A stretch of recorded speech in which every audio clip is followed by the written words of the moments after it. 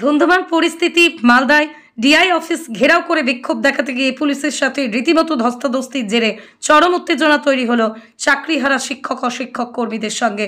আহত পুলিশ কর্মী বুধবার সকালে 11টা নাগাদ ইংরেজবাজার শহরের অতুল মার্কেট সংলগ্ন জেলা শিক্ষা দপ্তরে ঘেরাও করে বিক্ষোভ কর্মসূচির ডাক দেয় যোগ্য শিক্ষক শিক্ষিকা এবং শিক্ষাকর্মী মঞ্চ।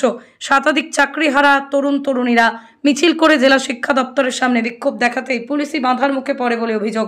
আর তারপরেই শিক্ষা দপ্তরের ভিতরে ঢুকেই দেখাতে থাকেন চাকরি প্রার্থীরা তাদের বিক্ষোভ।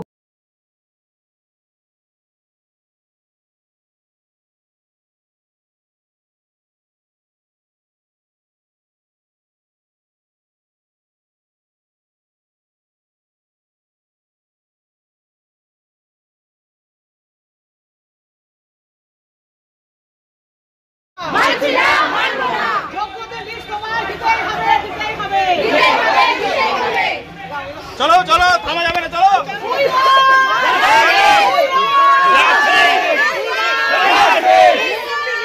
Justice!